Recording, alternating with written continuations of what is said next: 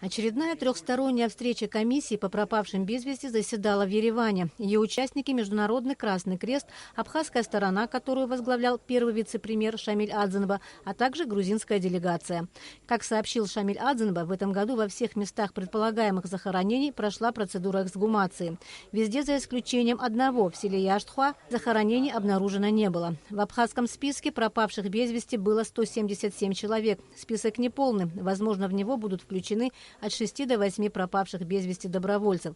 37 погибших из этого списка уже опознаны. Осталось найти еще 140 человек.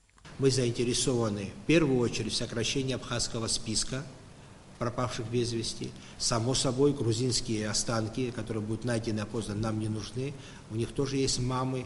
Мы, естественно, не против, не возражаем и никак задерживать не будем. Но если они будут предоставлять информацию только о пропавших без вести грузинах, то я предупредил, что комиссия наша совместно может на этом прекратить свою работу. То есть искать только грузин, передавать и не находить наших ребят, извините, такой задачи перед нашей комиссией, перед нами руководство страны не ставит.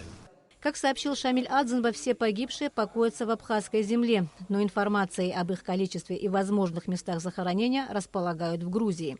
Шамиль Адзенба обратился с просьбой ко всем, кто располагает какой-либо информацией об обстоятельствах гибели наших бойцов и мирных жителей, обращаться в правительство или лично к нему, даже если эта информация касается погибших грузин.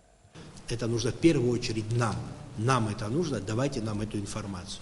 Уверяю вас, интересами нашей страны, Абхазии, мы нигде не поступимся, тем более памятью наших ребят.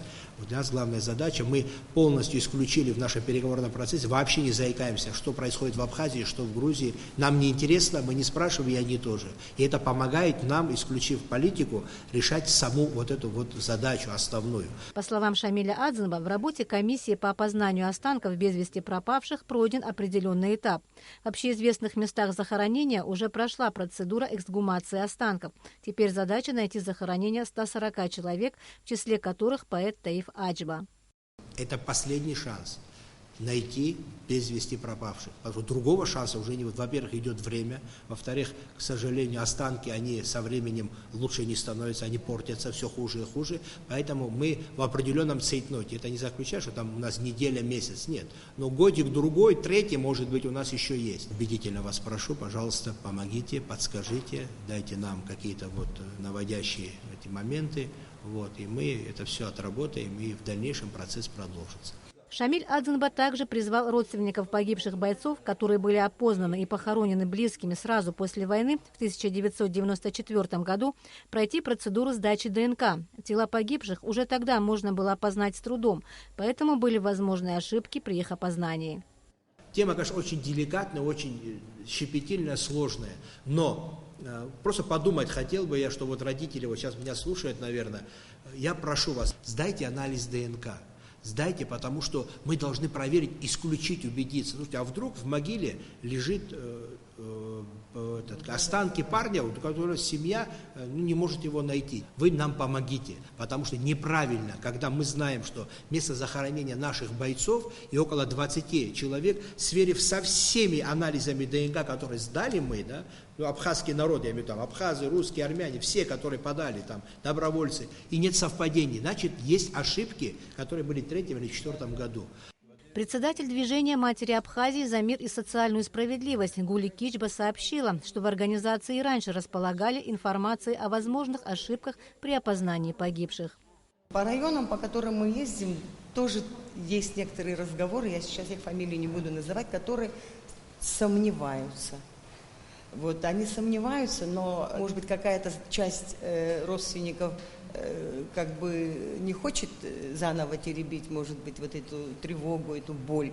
А некоторые очень хотят, чтобы это все-таки точно было. И такие семьи есть.